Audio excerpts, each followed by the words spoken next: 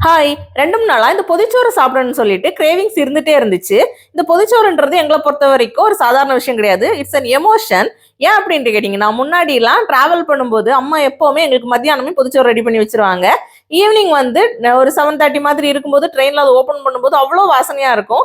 சிம்பிளான ஐட்டம்ஸ் தான் உள்ள இருக்கும். என்ன சாப்பாடு, ஒரு ஆம்லெட், ஒரு சம்மந்தி, ஒரு பொரிச்ச மீனு இந்த மாதிரி சிம்பிளான ஐட்டம்ஸ் இருக்கும். ஆனா அதோட டேஸ்ட் ஐயையோ! அந்த வாழை இலையில சூடா அந்த சோற வச்சு இப்படி பார்சல் பண்ணிடுவாங்க. அது ஓப்பன் பண்ணும்போது அவ்ளோ சூப்பரா இருக்கும். இன்னைக்கு என்கிட்டயே வந்து சிம்பிளான ஐட்டம்ஸ் தான் இருந்துச்சு. சரி, ஒரு பீட்ரூட் பொரியல், ஒரு ஆம்லெட், அப்புறம் ஒரு செம்மீன் சம்மந்தி அப்படின்ட்டு வச்சுட்டு நேத்தே வந்து நெல்லிக்காய் ஊறுகாய் வந்து ரெடி பண்ணி வச்சிருந்தேன். சரி, அப்ப அதையும் கொஞ்சம் வச்சு சூப்பரா ரெடி பண்ணிடலாம். அந்த உப்பு லட்டு அது கூட வைப்பாங்க. அதுவும் நல்லா இருக்கும். ஆனா இப்போதைக்கு என்கிட்ட உப்பு லட்டுல தான் இல்ல. சரின்ட்டு எல்லாத்தையும் ரெடி பண்ணி செட் பண்ணி வச்சுட்டேன். ஒரு 1/2 அன் ஹவர் தான் வச்சிருப்பேன். அதுக்கப்புறம் சேட்டா வந்துட்டாங்க. சர்ப்ரைஸா எடுத்து வந்து, "ஓ! இதுக்கு தான் காலையில வாழை இலைய உருட்டிட்டு இருந்தியா?" அப்படின்னு கேட்டாங்க. அடிபொலியா சாப்பிட்டாச்சு. பாய்.